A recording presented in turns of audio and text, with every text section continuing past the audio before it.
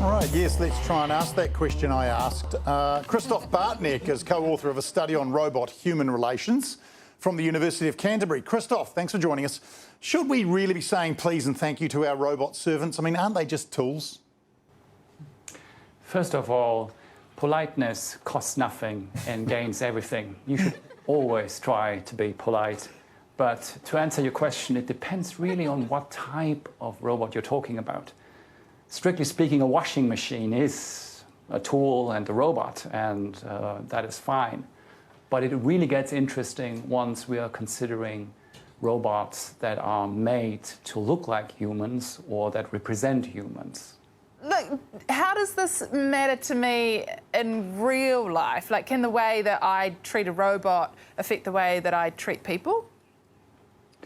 Well, when you interact with a robot, you do not just interact with a machine. A robot, a humanoid robot, represents humans. So researchers have already created robotic copies of others and themselves. So the question is really not so much how you interact with a machine, but with what this machine represents.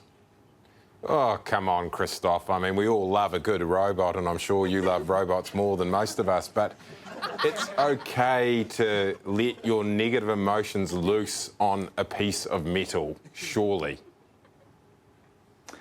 Certainly not. I don't think that any form of vandalism is ever acceptable. And let's take an example. Let's say I would make a robotic copy of you, and it would look exactly like you.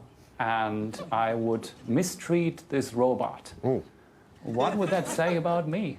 Yeah, yeah. Quick question, how much would that cost to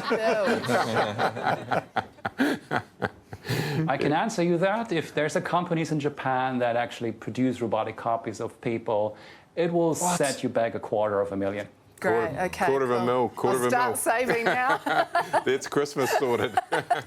Christoph, thanks very much, and hopefully you are a human. I'm almost certain.